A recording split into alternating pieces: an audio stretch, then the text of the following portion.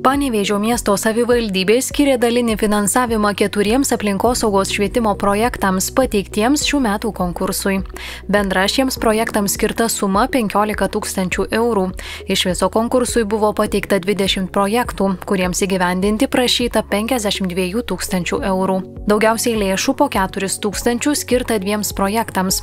Viešosios įstaigos naujieji projektai iniciatyvai Sportas ir aplinkosauga sveikos gyvensenos skatinimas per sporto ir aplinkosaugos integraciją ir Panevėžio apskrities Gabrielės Petkevičaitės bitės viešosios bibliotekos projektui Kūrybos erdvė atkurk. Kūrybos erdvėje atkurk bus organizuojamos 6 kūrybinės dirbtuvės, kurioje gyventojai galės išbandyti įvairias daiktų atnaujinimo veiklas. Yra suplanuotos skirtingos temos, pavyzdžiui, sodininkystės entuziastam, kaip tvariai vesti, auginti savo daržoves, gėles, augalus ir panašiai.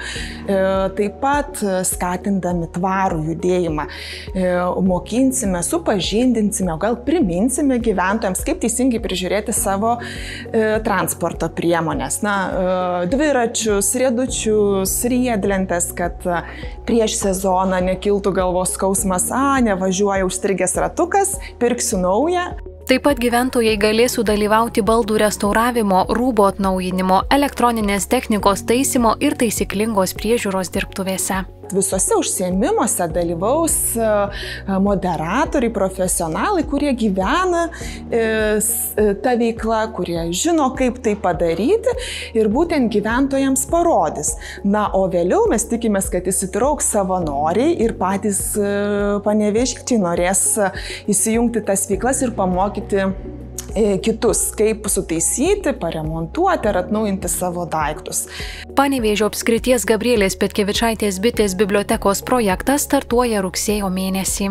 Jau rudenį pakviesim panevėžiečius į bibliotekos skyrių, esantį Aukštaičių gatvėje, vaikų ir jaunimo kultūrinės edukacijos skyrių, kur ir bus įkurta kūrybos erdvė atkurk ir visos veiklos bus vykdomos toje erdvėje. Po 3500 eurų Panevėžio miesto savivaldybė skyrė dar 2 projektams – Panevėžio gamtos mokyklos projektui Aplinkai draugiškas panevėžietis ir Panevėžio Elenos Mezginaitės viešosios bibliotekos projektui Girdžiu gamtos šnarėsi. Bibliotekos projekto veiklos startuoja birželio 3 su akcija Bibliotekininkas ir skaitytojas ant dviračio.